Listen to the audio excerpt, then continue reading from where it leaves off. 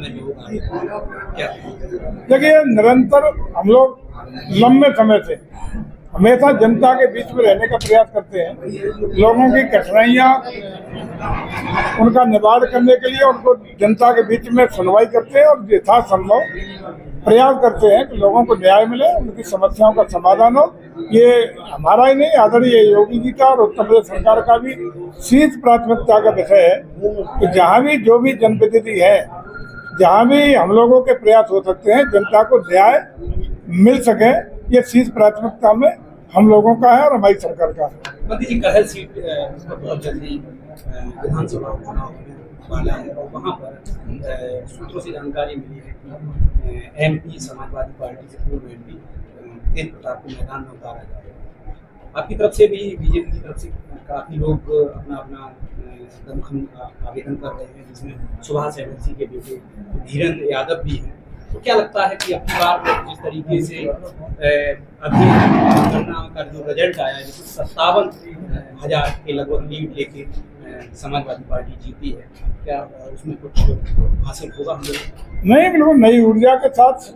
चुनाव लड़ा जाएगा। करेल का चुनाव होगा, पार्टी का प्रत्याशी जिसको भी हमारा पार्टी हाईकमान निर्णय करके प्रत्याशी के रूप में भेजेगा, उसको दमदारी के साथ पूरी ताकत से लड़ाने का काम हम लोग करेंगे। परिवार के 5 मेंबर उतार दिए थे इन्होंने, एक बार फिर करेल विधानसभा उपचुनाव में परिवार के सदस्य मैदान में आने वाला है, ऐसा मार्केट में मैसेज है। चलिए, जो भी रहेगा, सपा का जो भी प्रत्याशी रहेगा, लेकिन हमारा प्रयास रहेगा कि हम लोग अपने प्रत्याशी को पूरी ताकत से लड़ाएं। जो भी प्रत्याशी हमारा पार्टी का तय होगा, नेतृत्व के द्वारा जो भी भेजा जाएगा, पूरे मनोयोग के साथ, मेहनत के साथ उसको लाने का काम करेंगे और जिताने का प्रयास करेंगे। ये चुनाव में देखा गया और विकास राज ने ये कहा है, मतलब अपनी हार का ठिकाना जो है बीजेपी पे हो रहा है कि यूपी से मोदी और योगी का मैजिक जो है खत्म हो गया है। ओम प्रकाश राजभर जी का तो आप जानते ही हो, क्या कहना, किसी का कोई मैजिक खत्म नहीं हो गया। आज तीसरी बार देश में प्रधानमंत्री के रूप में मोदी जी विराजमान है। देश की जनता का एनडीए को प्रचंड समर्थन मिला है और उत्तर प्रदेश में अभी 2027 तक और अगर एक साथ चुनाव हुए 2029 तक आदरणीय मोदी के, योगी जी के नेतृत्व में सरकार लोक हित में, जनहित में, गरीबों के कल्याण के लिए विराजमान है और पूरे मनोयोग के साथ सेवा कर रही है। आरएसएस के इंद्रेश कुमार जी ने कहा है कि बीजेपी के अंदर अहंकार आ गया था, इसलिए भगवान राम ने न्याय किया, उनको वहां तक वो बहुमत नहीं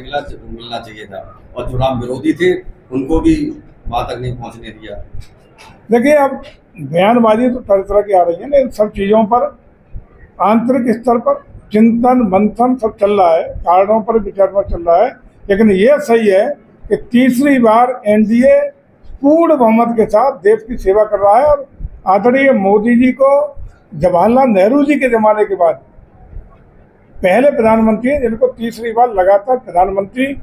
के रूप में चुनने का अवसर लोकतांत्रिक रूप से देश की जनता ने प्रचंड बहुमत से देने का काम किया। इसके लिए पूरे देश की जनता को बहुत बहुत हृदय से बधाइयाँ और शुभकामनाएं। नहीं, जो रिजल्ट आए हैं वो कहीं आरएसएस और बीजेपी की दूरी की वजह से ही,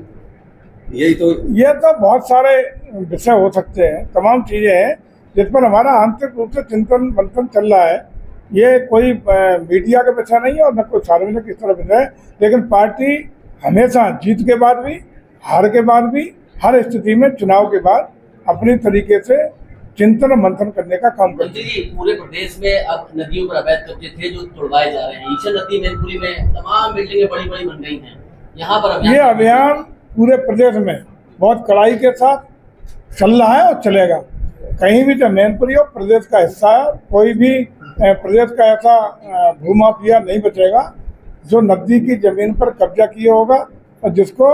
अगर ऐसा है तो निश्चित रूप से कार्रवाई होगी, चाहे मैनपुरी हो, चाहे इटावा हो, चाहे हमारा बुंदेलखंड हो, चाहे पश्चिमांचल हो। मैनपुरी में अभी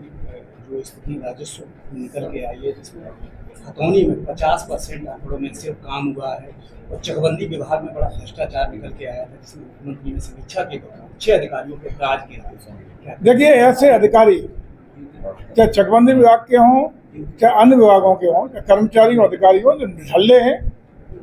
सरकार की अपेक्षाओं पर खरे नहीं उतर रहे हैं, जो निकम्मापन दिखा रहे हैं, ऐसे अधिकारियों की समीक्षा शासन स्तर पर हो रही है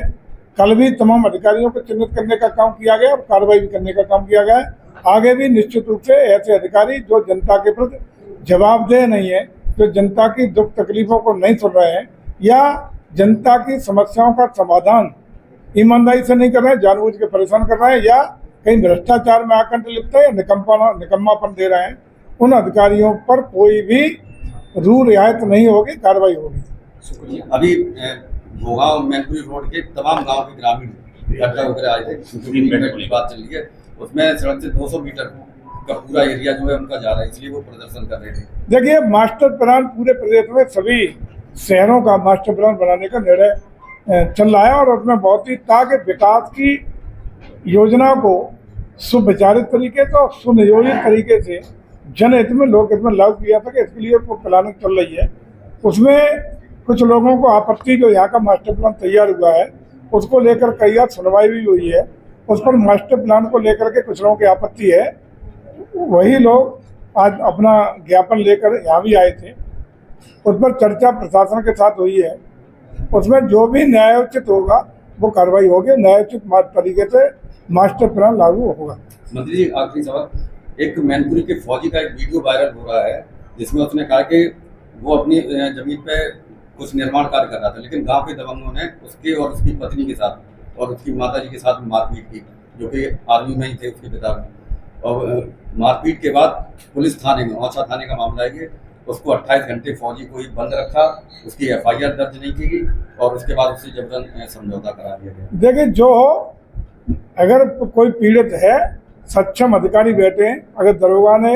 या किसी थाने स्तर से कोई अन्याय हुआ है, उन्हें लगता है